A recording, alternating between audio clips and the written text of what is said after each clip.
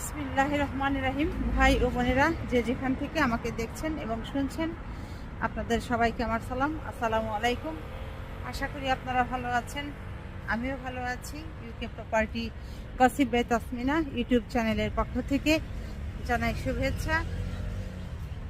প্রচণ্ড রকমের রৌদ্র, আমার সামনেই হচ্ছে সূর্য। তো সূর্যের বিপরীত দিকে মোবাইল ধরে ভিডিও করছি বিধায় সূর্যের পুরো রোদটাই আমার মুখের দিকে লাগছে। তো যাই হোক, আজ এখন যে বিষয়টি নিয়ে কথা বলতে চাচ্ছি সেটা হলো যে, আপনারা জানেন ভারতের কাশ্মীরে হামলা হয়েছে। বন্দুকধারীরা হামলা করে 28 জনকে হত্যা করেছে। তো এ সংখ্যা আরও নাকি বৃদ্ধি পাওয়ার সম্ভাবনা আছে।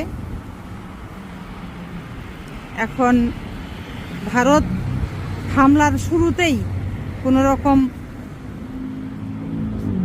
বিচার বিবেচনা না করেই, দিক বিদিক চিন্তা না করেই যেটি করলো, যে পাকিস্তানের ওপর দোষটা চাপিয়ে দিল যে এই জঙ্গি হামলা এটি করেছে পাকিস্তান। এবং আরও কি করলো, যে সঙ্গে সঙ্গে তারা পাকিস্তানের সাথে অনেক ধরনের বাণিজ্যিক সম্পর্ক বন্ধ করে দিল। তারপর ভারতের এবং পাকিস্তানের যে সীমান্তবর্তী এলাকা যেগুলো আছে সেগুলোতে পাকিস্তানিদের প্রবেশ নিষেধ করে দিল। তারপর ভিসা সাময়িকভাবেও বন্ধ করে দিল। সিন্ধু নদের পানি পর্যন্ত বন্টন যে চুক্তি ছিল সেটিও তারা বন্ধ করে দিল।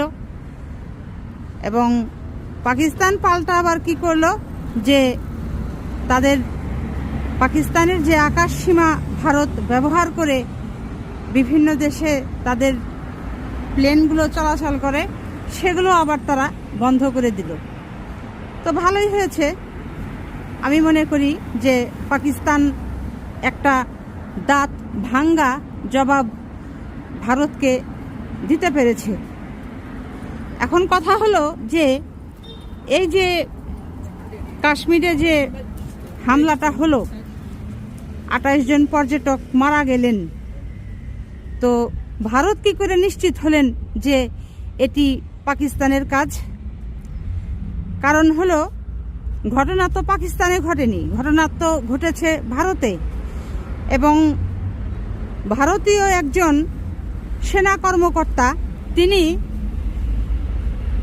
তার সাক্ষাৎকারে বলেছেন যে এই ঘটনাটি ভারতের যে বর্তমানে মোদী সরকার আছে তিনি এই ঘটনাটি ঘটিয়েছেন।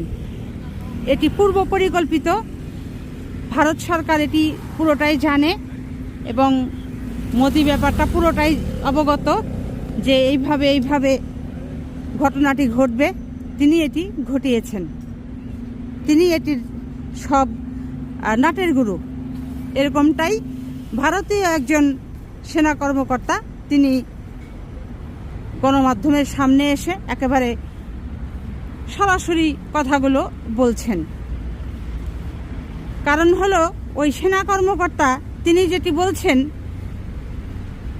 ওই ভারতীয় ওই সেনা কর্মকর্তা তিনি আরও যেটি বলছেন, যে যখন ওই পর্যটন প্লেসে এরকম হামলা হয় তখন তারা সাহায্য চেয়েছিল।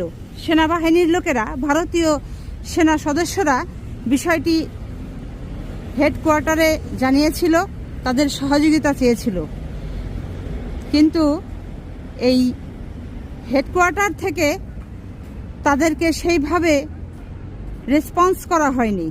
অর্থাৎ সাহায্যের জন্য যে এগিয়ে যাওয়া, দ্রুত ব্যবস্থা গ্রহণ করা, পদক্ষেপ নেওয়া, এরকম কোনো কিছুই ভারত সরকার করেনি।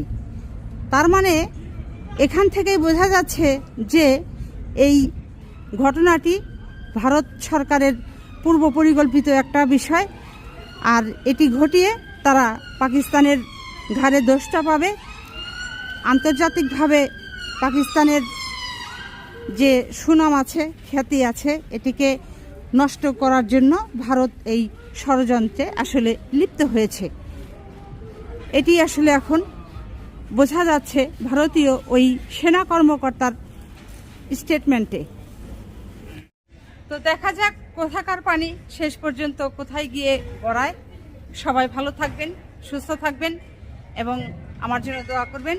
আমার এই চ্যানেলটিতে লাইক, কমেন্ট, শেয়ার এবং সাবস্ক্রাইব করবেন। আসসালামু আলাইকুম, আল্লাহ হাফেজ।